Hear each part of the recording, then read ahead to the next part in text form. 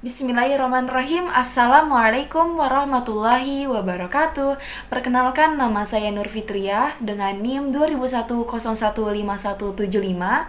Saya sebagai mahasiswi aktif Universitas Muhammadiyah Profesor Dr. Hamka yang bertugas untuk menyampaikan terkait tentang masalah kepuasan kerja dari mata kuliah bimbingan dan konseling industri dan organisasi yang diampu oleh yang terhormat Ibu Nurul Fajri MPD. Selanjutnya boleh langsung disimak video sebagai berikut. Enjoy for watching. Oke teman-teman, untuk pembahasan pertama kita akan membahas terkait tentang apa itu kepuasan kerja. Dari kata kepuasan, kita bisa menilai ya bahwa kita senang, kita itu puas, kita itu merasa bahagia dan enjoy atas pekerjaan apa yang kita lakukan. Kepuasan kerja. Nah, ini akan akan bisa mempengaruhi produktivitas tenaga kerja terhadap pekerjaannya dan juga bagaimana ia bisa mencapai tujuan dan juga mengoptimalisasikan kehidupan, bagaimana dia bisa menyeimbangkan atas pekerjaannya dan juga apa yang ia dapatin dari pekerjaan tersebut gitu ya. Secara sederhananya, kepuasan pekerjaan itu sebenarnya semua orang pasti ingin mengalami akan hal tersebut. Siapa sih yang gak pengen dapat pekerjaan yang enak, yang nyaman, yang aman, dan juga yang pastinya memiliki gaji yang besar gitu ya. Terlebih di zaman sekarang ini yang pastinya banyaknya biaya kebutuhan hidup untuk bertahan hidup, dari perekonomian, sangan, pangan, papan itu tuh bener-bener yang sangat mahal dan juga kita tuh membutuhkan kerja keras untuk bisa mendapatkan pekerjaan yang bagus, nyaman, aman dan juga penghasilan yang lebih dari cukup gitu ya. Dan bisa juga dikatakan bahwa kepuasan itu suatu perasaan yang sangat sangat signifikan dan juga sangat berarti bagi seorang karyawan atau tenaga kerja di suatu perusahaan. Karena tidak akan ada yang namanya kepuasan kerja dalam suatu perusahaan kalau misalnya perusahaan tersebut tidak memberikan feedback yang sesuai dengan apa yang dilakukan. Misal, seorang tenaga kerja, buruh pabrik misalnya, dengan pekerjaan yang selama 12 jam atau 8 jam perharinya, tapi dia hanya dibayar dengan upah yang tidak sesuai dengan apa yang dilakukan gitu. Misalnya dia diwajibkan untuk bekerja selama 8 jam berdiri dan gak boleh istirahat hanya 10-20 menitan aja. Itu kan gak sesuai dengan apa yang dilakukan selama satu hari itu kan. Dan pembayaran tiap hari atau gaji bulanannya itu nggak sesuai gitu. Apa bisa itu dikatakan dengan kepuasan kerja? Tentu belum bisa dikatakan sebagai kepuasan kerja teman-teman. Jadi dalam menurut Huxley mengatakan bahwa kepuasan kerja itu generalisasi sikap-sikap terhadap pekerjaannya.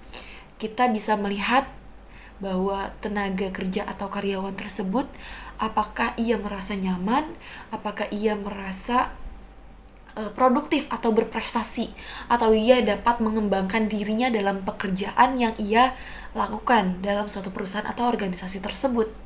Seperti itu kurang lebihnya teman-teman terkait kepuasan kerja.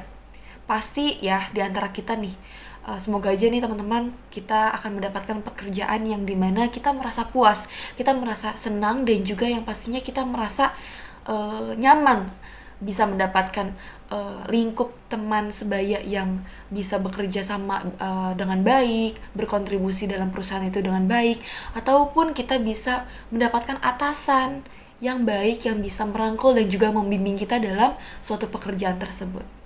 Kurang lebihnya terkait pengertian kepuasan kerja seperti itu teman-teman. Semoga dapat dipahami ya. Oke teman-teman, setelah kita membahas tentang pengertian dari kepuasan kerja itu apa secara garis besarnya ya teman-teman, kita akan lanjut membahas tentang teori-teori dari kepuasan kerja itu apa saja. Sebenarnya untuk teori-teorinya itu masih banyak lagi selain dari 3 yang akan saya bahas di sini. Saya akan membahas untuk yang teori pertama adalah teori perbandingan intrapersonal atau diskrepensi teori. Di sini bahwa seseorang akan merasa ketidakpuasan atau merasa puas atas pekerjaannya itu bisa dilihat dari perbandingan atau kesenjangan apa yang dia lakukannya. Dalam artian dia akan bisa menilai atau dia bisa merasakan puas atau tidaknya itu dari kesenjangan apa yang dilakukannya itu kayak kesesuaian feedback atau timbal balik dari suatu perusahaan yang tadi saya bahas sebelumnya, bahwa kesenjangannya itu standar apa yang dia lakukan tidak sesuai dengan apa yang ditimbal balikan dari suatu perusahaan tersebut gitu. Kasarnya tadi ya, kalau misalnya kita kerja 5 jam harusnya standarnya kita gajinya 50.000 dalam 5 jam tersebut, normalisasinya kita harus bisa mendapatkan standarisasi, ya kan? Nah, dalam teori perbandingan ini dia bisa membandingkan dirinya bahwa dia merasakan tidak puas, ketidaksesuaian lah dengan apa yang dia kerjakan dengan apa yang didapatkan dari feedback dari bayarannya lah gitu ya. Atau kasarnya misal dengan pekerjaan yang sangat berat dia tidak bisa mendapatkan kenyamanan atas lingkungannya atau atasannya, atau pekerjaannya yang mungkin tidak sesuai dengan apa yang dia senangi gitu ya. Itu kan menjadi perbandingan intrapersonal dari individu itu tersendiri untuk bisa mendapatkan kepuasan atau tidak puasnya suatu pekerjaan. Kurang lebihnya untuk teori perbandingan intrapersonal seperti itu. Semoga dapat dipahami ya. Untuk teori selanjutnya kita akan membahas terkait tentang teori keadilan atau equity theory. Di sini seorang individu akan merasa tidak adil atau adilnya dari apa yang ia peroleh atau orang lain peroleh gitu ya. Pada teori ini secara universal dan juga secara umumnya kita bisa lihat bahwa perasaan adil atau ketidakadilan itu akan muncul terhadap diri seseorang atas perbandingan dengan apa yang dia lihat dengan orang lain ya. Misalnya gini teman-teman, dia akan membandingkan dengan teman lainnya dengan pekerjaan yang berbeda mungkin, tapi ternyata gaji dari dia itu lebih kecil, padahal pekerjaan dia itu lebih berat. Nah, sedangkan dia melihat temannya yang pekerjaannya dia santai, tapi ternyata gajinya lebih besar. Nah, dia akan merasa ketidakpuasan.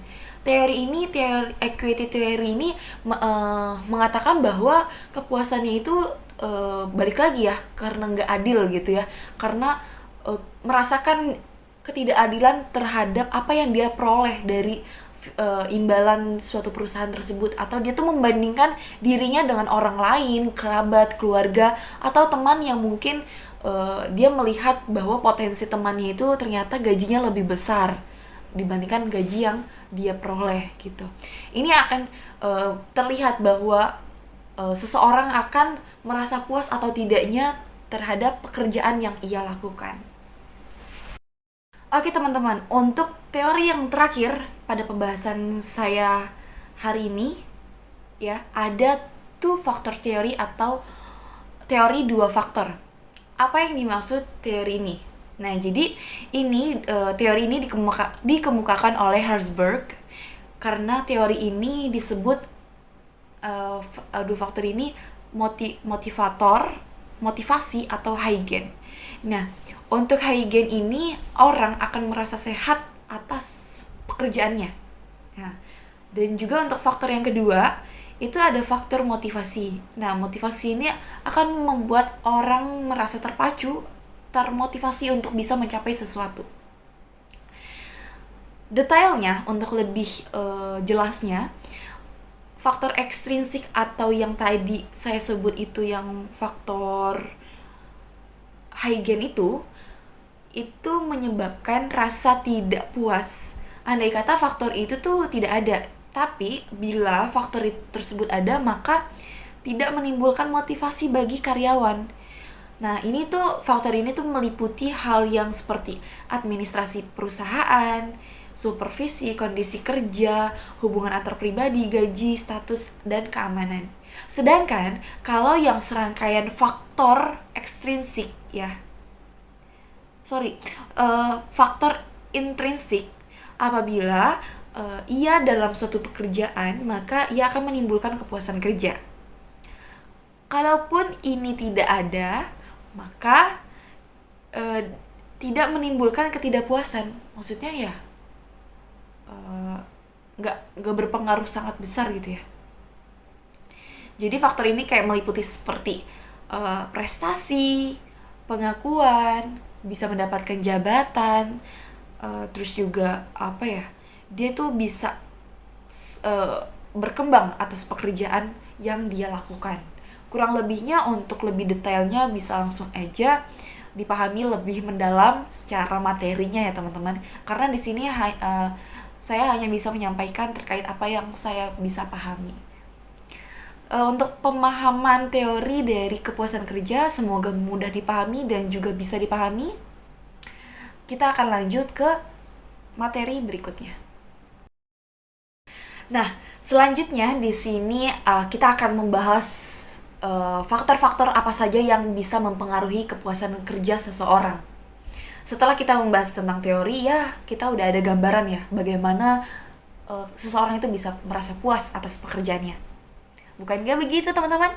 Nah, di sini menurut Usman pada tahun 2010 ya, mengungkapkan bahwa yang namanya kepuasan kerja itu ya nggak jauh-jauh. Pertama, imbalan ya, kayak gaji, salary, apalagi bahasanya, pokoknya itulah. Yang kedua, rasa aman. Yang ketiga, pengaruh antar pribadi. Maksudnya itu apakah dia bisa mengembangkan dirinya gitu kan di tempat kerja itu. Terus yang keempat itu ada kondisi lingkungan kerja.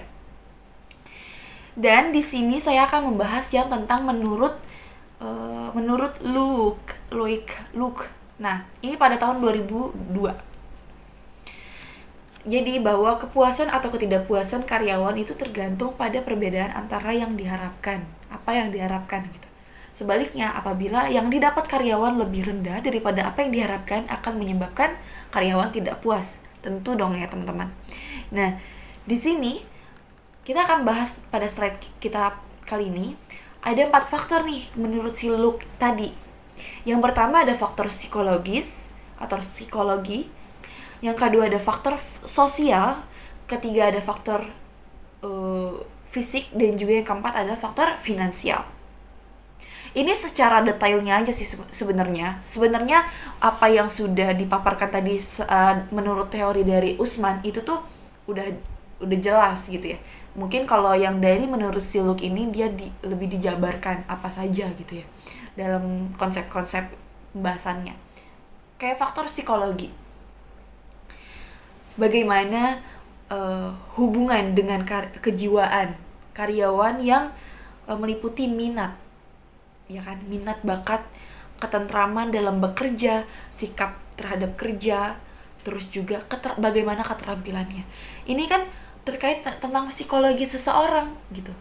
Dia bisa mengontrol dirinya untuk merasa aman, nyaman, yaitu psikologinya itu sehat, kesehatan mentalnya itu terjaga, aman gitu, karena dia bisa enjoy atas pekerjaan yang dilakukannya itu. Yang kedua, ada faktor sosial. Untuk faktor sosial ini ya nggak jauh-jauh, kita tuh bisa bekerja sama dengan partner kerja kita dengan baik, dengan atasan kita dengan berhubungan dengan baik ya. Terus juga hubungan dengan interaksi sosial karyawan itu benar-benar terjaga lah. Nah, itu kan jadi salah satu faktor kepuasan juga ya. Terus yang ketiga itu ada faktor fisik. Untuk faktor fisik ini balik lagi sih ke individu ya. Karena kan kita nggak semua orang memiliki fisik yang kuat atau memiliki fisik yang sesempurna dengan orang lain. Ada yang mungkin dia bekerja keras, orangnya pekerja keras, tapi fisiknya terbatas. Ada.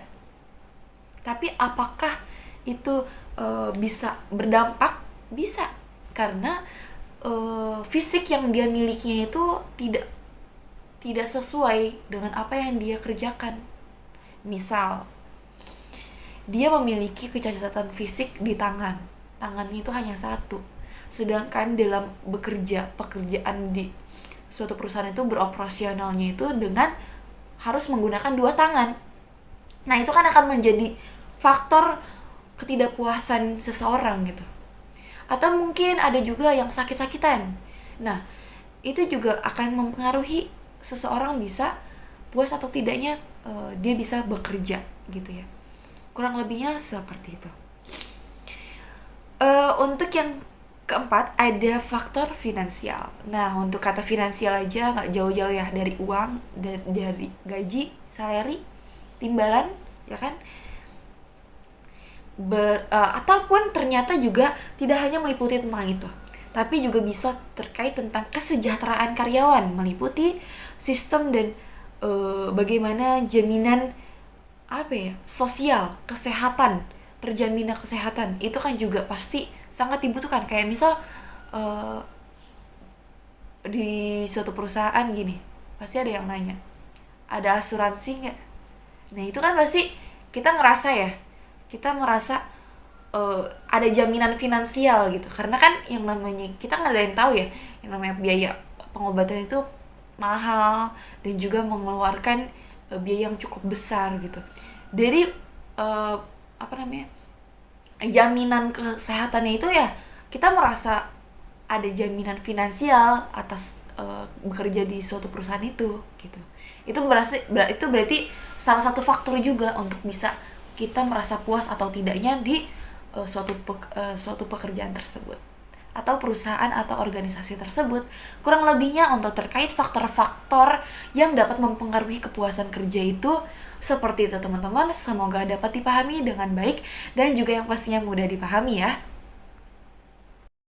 Oke, pada pembahasan yang terakhir kita akan membahas terkait bagaimana peran seorang konselor yang menghadapi seorang konseli terhadap kepuasan atau ketidakpuasan di pekerjaannya atau di tempat kerjanya.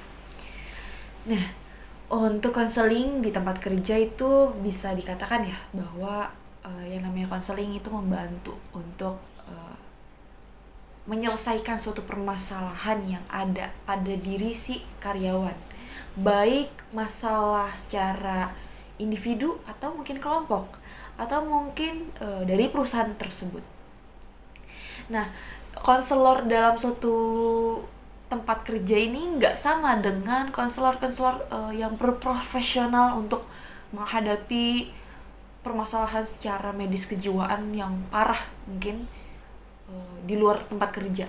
Karena pada dasarnya orang kerja itu tuh biasanya nggak jauh-jauh permasalahan dari teman, kerabat, atau ketidaksesuaiannya dengan imbalan yang dia peroleh atau pekerjaannya yang terlalu berat yang dia dapatkan, atau mungkin masalah dalam rumah tangga keluarganya.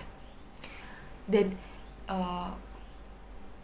peran konselor dalam suatu tempat kerja itu ya sebenarnya cukup mendengarkan apa yang dialaminya, apa yang dia rasakan, apa yang dia alami, ketidaknyamanan dalam bekerjanya itu. Atau mungkin ada permasalahan yang mungkin sulit terpecahkan antara pekerjaan dan juga masalah rumah tangga atau masalah di luar itu gitu loh. Maksudnya yang mungkin memang berat sekali gitu. Jatuhnya berarti kan konselor dalam tempat kerja itu beda banget kan. Maksudnya masih bisa ditangani lah, masih bisa dibantu, bukan orang yang bermasalah dalam kejiwaannya, ya kan? Kalau yang udah bermasalah dengan kejiwaannya pasti dong lebih membutuhkan konselor yang lebih berprofesional dan juga psikologis yang lebih berprofesional ya. Jadi bisa dikatakan konselor di tempat kerja nggak begitu berat-berat amat, yang mudah dihadapi lah sebenarnya. Tapi ternyata untuk poin yang pertama, ternyata pentingnya kita untuk memberi pemahaman bahwa perbedaan individu, bahwa tidak sama semua orang, bahwa semua individu punya keunikan masing-masing, punya kepribadian karakteristik masing-masing, dan juga punya cara masing-masing untuk bisa bagaimana menyelesaikan suatu permasalahan yang dihadapinya. For the example, contohnya, Fulan dan Fulanah memiliki suatu permasalahan di tempat kerja. Ternyata Fulan bisa memecahkan suatu permasalahan itu sendiri, tapi berbeda dengan Fulanah yang merasa kesulitan atau merasa terbebani atas permasalahan yang mungkin dia tuh nggak bisa untuk hadapi sendiri. Nah, itulah pentingnya bahwa seorang konselor memberikan pemahaman terhadap setiap individu, bahwa setiap individu tuh berbeda-beda, memiliki keunggulan dan juga kekurangan masing-masing. Dan pentingnya kita untuk mengingatkan bahwa setiap orang itu bisa menyelesaikan masalahnya masing-masing.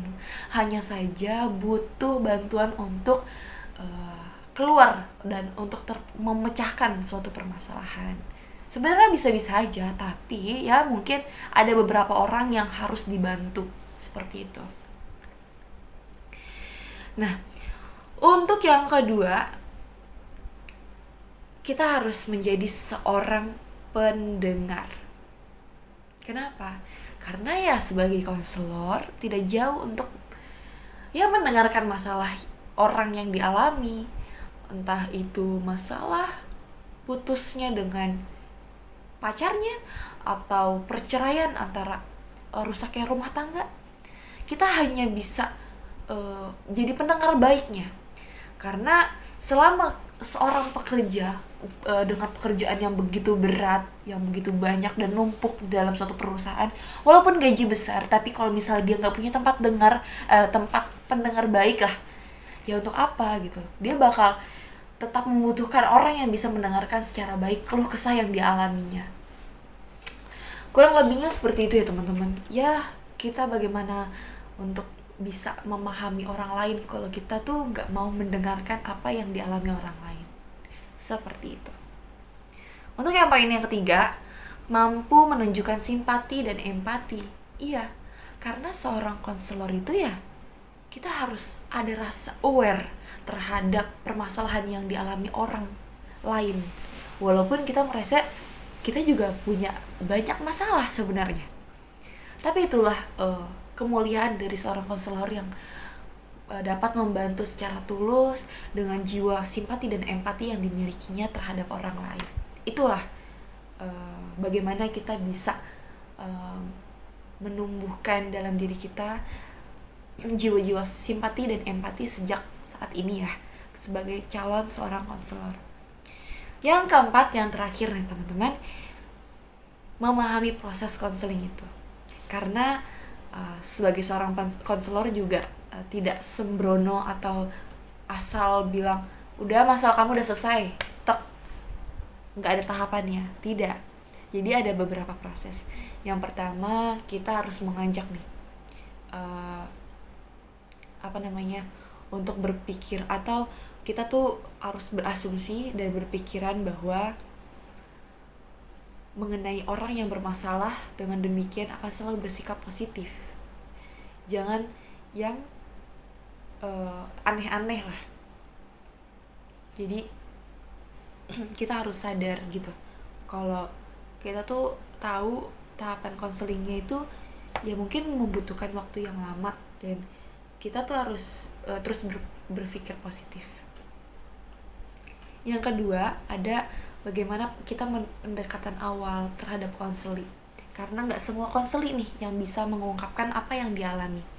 Ada yang tertutup, saking tertutupnya dia memiliki ada niatan untuk bunuh diri atau hal yang lain sebagainya yang negatif untuk kehidupannya gitu. Jadi kita harus memiliki jiwa pendekatan terhadap konseling tersebut. Yang ketiga, nah kita harus tahu nih bagaimana kita mengidentifikasi suatu permasalahan yang dialami seorang konseling. Karena kita nggak bisa dong langsung oh iya kamu tuh lagi ada masalah ya sama sama istri kamu. wong kamunya selingkuh gitu kan. Nah, kita nggak bisa langsung kayak gitu. Kita harus mengidentifikasi secara mendetail dari A sampai Z. Kita harus cari tahu kebenaran dan juga validitasnya. Kurang lebihnya seperti itu ya teman-teman, terkait tentang bagaimana kita peranan seorang konselor untuk menghadapi seorang konseli dalam permasalahan di suatu tempat pekerjaan. Terima kasih teman-teman yang sudah menonton video saya kali ini. Semoga bermanfaat dan juga salam sejahtera, sehat selalu untuk kita semua. Jangan lupa untuk tetap selalu bersyukur dan bahagia.